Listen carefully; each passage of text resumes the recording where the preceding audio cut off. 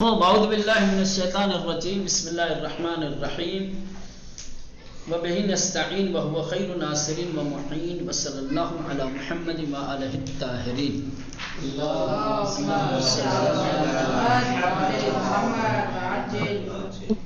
چلیں نظریہ فطرت انسان کے سلسلے میں توضیحات اور بیانات کا سلسلہ جاری تھا. ٹھیک، فطرت الہیہ انسان کے بارے میں دو تین قابل توجہ باتوں کی طرف ابھی اشارہ کر چکے ہیں.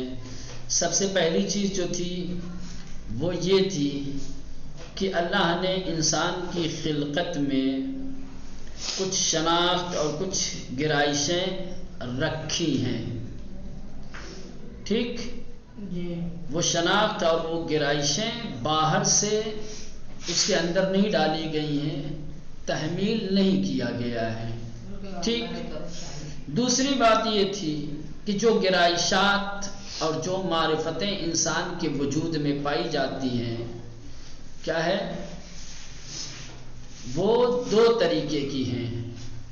کچھ گرائشات ایسی ہیں کہ جو انسان اور حیوان دونوں میں پائی جاتی ہیں، کچھ گرائشات ایسی ہیں جو انسان سے مخصوص ہیں. تو جو گرائشات انسان سے مخصوص ہیں، ٹھیک ہے، فطرت الہی انہی سے مربوط ہے. ٹھیک ہے، فطرت الہی انسان انہی سے مربوط ہے. جن گرائشات کا تعلق انسان اور حیوان دونوں سے ہے، یا یوں کہا جائے کہ جو گرائشات مشترک ہیں اس کو انسانی فطرت میں شمار نہیں کیا جاتا ہے. انسانی فطرت میں شمار انسان کی ان گرائشات کا کیا جاتا ہے کہ جو انسان سے مخصوص ہیں. ٹھیک، تیسری بات یہ تھی کہ وہ گرائشات کی جو انسان سے مخصوص ہیں وہی انسان کو حیوان سے الگ اور جدا کرتی ہیں. اگر وہ گرائشات انسان کے اندر باقی رہیں گی، زندہ رہیں گی، پائی جائیں گی تو انسان کہلائے گا. وإلا اگر ان گرائشات اور ان تمایلات کا سلسلہ، یا یوں کہا وہ تمایلات، وہ گرائشات انسان کے وجود سے اگر ختم ہو جائیں، انسان کے اندر وہ گرائشات نہ دکھائی دیں، نہ پائی جائیں، تو پھر انسان اور حیوان میں کوئی فرق نہیں رہ جائے گا. صورت صرف انسان کی رہ جائے گی، باقی حیوان بن جائے گا. چوتھی چیز جو آج پڑھنی ہے وہ یہ ہے کہ وہ گرائشات کی جو نوع انسان سے مخصوص ہیں، جو صرف انسانوں میں پائی جاتی ہیں، اس کا تعلق تمام انسانوں سے ہے. اس کا تعلق تمام انسانوں سے ہے. وہ انسان کسی بھی زمانے کا ہو، کسی بھی دور کا ہو، کسی بھی جگہ کا ہو، چاہے آدم کے زمانے کا، چاہے نوح کے زمانے کا، چاہے ابراہیم کے زمانے کا، چاہے رسول خدا کے زمانے کا، چاہے آج کے زمانے کا. مکان میں بھی محدود نہیں ہے کہ مکے والوں کے پاس ہو، مدینے والوں کے پاس ہو لیکن عراق والوں کے پاس نہ ہو، یا عرب والوں کے پاس ہو، عجم والوں کے پاس نہ ہو. جو گرائشات انسان سے مخصوص ہیں، جن کا تعلق نوع انسانی سے ہے، وہ محدود نہیں ہے کسی زمان یا مکان سے، بلکہ وہ مشترک ہے تمام نوع انسان میں، چاہے وہ انسان کسی بھی زمان اور مکان سے تعلق رکھنے والا ہو. فطرت محدود نہیں ہوتی ہے، فطرت زمان اور مکان کے تابع نہیں ہوتی ہے. فطرت کا تعلق وجود انسان سے ہے. جہاں انسان ہوگا وہاں یہ فطرت ہوگی، یہ گرائشات ہوگی، ہے نا. وہی کہہ رہے ہیں، چوتھا نقطہ یہی ہے کہ یہ گرائشات، یہ نظریات، ایسی سوچ، ایسی فکر کہ جو انسان سے مخصوص ہے، جو نوع انسان سے مربوط ہے، وہ تمام نوع انسان میں مشترک ہے. جتنے بھی انسان کی فرد ہیں وہ سب میں پائی جائیں گی. وہ کسی خاص زمانے یا کسی خاص مکان کے لوگوں سے مخصوص نہیں ہوگی، یا کسی خاص جامع اور معاشرے میں منحصر نہیں ہے، یا کسی خاص قوم اور قبیلے سے وہ منحصر یا محدود نہیں ہے، بلکہ ہر دور کے، ہر زمانے کے اور ہر جگہ کے لوگوں میں وہ گرائش اور وہ بینش پائی جائے گی۔ ٹھیک سمجھ میں آیا؟ ہاں، آسان لفظوں میں یوں کہا جائے کہ جو گرائشات انسان کا خاصہ ہے وہ زمان و مکان میں محدود نہیں ہے، تمام نوع انسان میں وہ گرائش بطور مشترک پائی جاتی ہے۔ بات ختم۔ کہیں کے بھی ہوں، کسی بھی زمانے کے ہوں، کسی بھی دور کے ہوں، کسی بھی قوم کے ہوں، کسی بھی ذات کے ہوں، کسی بھی مذہب کے ہوں، کسی بھی رنگ کے ہوں، کسی بھی زبان کے ہوں، سب میں پائی جائے گی۔ آسانجا کی ان گرائشاں و بینشاں مربوط بے نوع انسان است، وہ گرائشیں اور وہ بینش کا مراد ہوتا ہے ایک خاص سوچ، ایک خاص فکر، ایک خاص خیال، یہ اس طریقے کے بینش، تمایلات، گرائشات، نظریات کہ جو نوع انسان سے متعلق ہیں، جو نوع انسان سے مربوط ہیں، میاں نے ہمیں افراد ان نوع مشترک است، تو اس قسم کے تمام افراد کے درمیان یہ چیز کیا ہے؟ مشترک ہے۔ جتنے بھی انسان ہیں، انسان کے ہر فرد کے اندر یہ خاص گرائش اور بینش پائی جائے گی جو انسان سے مخصوص ہے۔ ٹھیک؟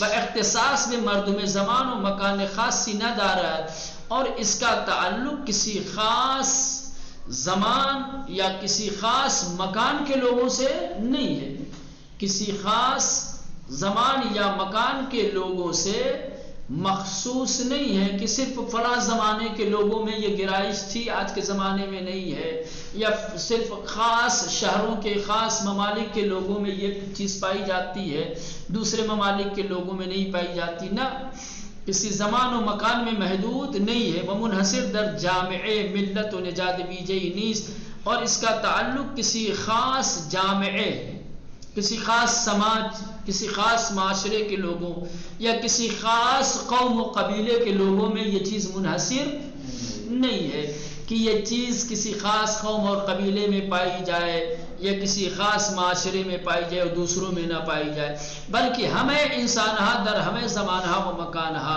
بلکہ تمام انسانوں میں، تمام زمانے کے لوگ، تمام جگہوں کے لوگ، بتحت ہر شرائطی اذعان، اور چاہے جس شرائط کے تحت زندگی گزار رہے ہوں، برخوردار ہیں، ان کے اندر یہ گرائشات اور یہ بینش پائی جائے گی۔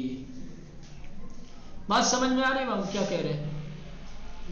بات بڑی معمولی ہے، بڑی چھوٹی ہے، لیکن عبارتیں سخت بنا رہی ہیں آپ لوگوں کے لیے اس مطلب کو۔